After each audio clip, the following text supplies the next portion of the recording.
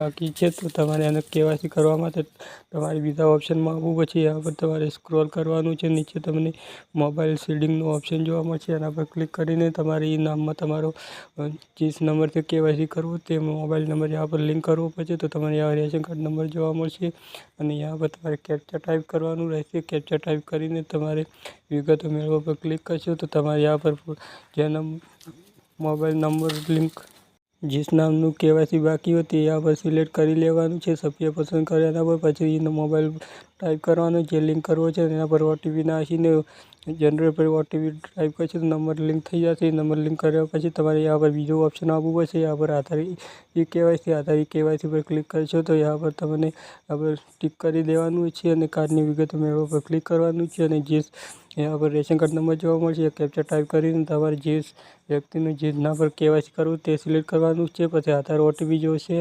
OTP આવશે, પછી એક કેમેરા ઓપન થઈ જશે અને કેમેરા ઓપન થશે તો यहाँ તમારું ફેસ રાખવાનું છે અને ફેસ રાખશો તો ફેસ